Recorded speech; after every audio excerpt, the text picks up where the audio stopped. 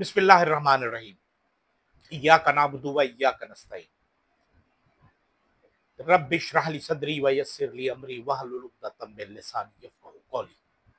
अस्सलाम वालेकुम, मैं हूं मोहम्मद तस्लीम लगा और आप देख रहे हैं हमारा यूट्यूब चैनल। आज हम बात करेंगे पाकिस्तान के सबसे बड़े मसले।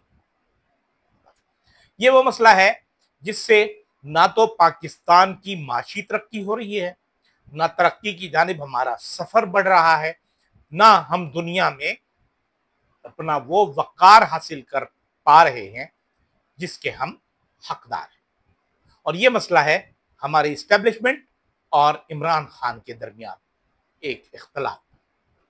ये इख्तलाफ जो इमरान खान की गिरफ्तारी से शुरू हुआ था, अब इस इमरान खान को 2 बरस होने को आए और इस वक्त वो कैद तन्हाई का शिकार हैं, जिसके बारे में इंतहाई खौफनाक और ख़तरनाक खबरें आ रही हैं।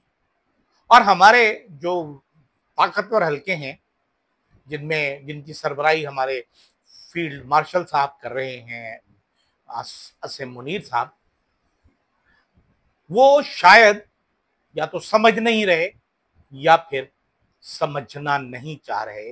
वो अपनी अनाओं और जिद के गुलाम बने हुए।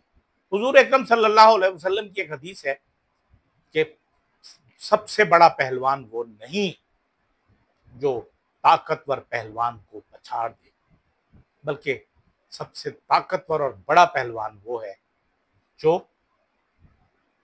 ताकत होने के बावजूद किसी को माफ कर दे।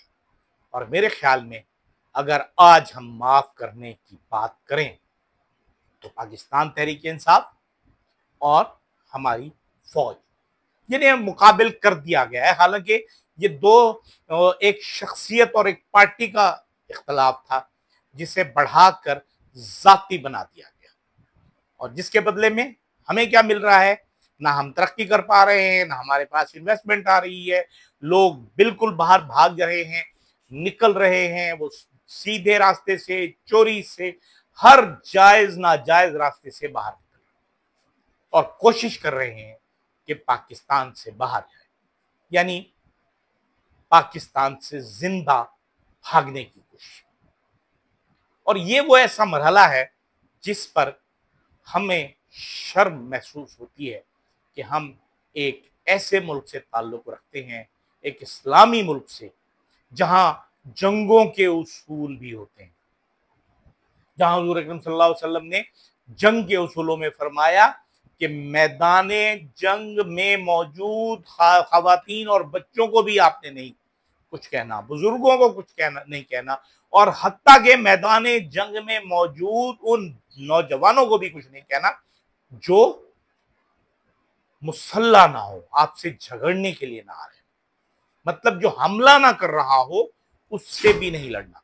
लेकिन हमारे यहां जो उसूल बनाए गए हैं वो नाजी उसूल बना दिए गए। वो उसूल वो बनाए हैं जो इस वक्त इसराइल की फाशिस्ट हुकूमत इस्तेमाल कर रही है फलस्तीनियों के खिलाफ। हम अपनी ख्वाहिशों के गुलाम बने हुए और ख्वाहिशों के गुलाम कभी तरक्की नहीं करते। इस वक्त सबसे ज्यादा जिम्मेदारी अगर हम देखें तो वो हमारे फील्ड मार्शल पर हैं, क्योंकि वो साहिब इख्तियार भी हैं और बाइख्तियार भी।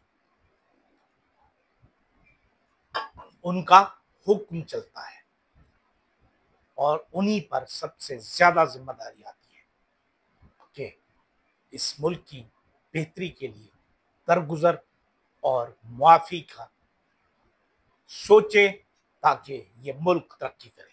इजाजत दीजिए, अल्लाह हाफ़िज़।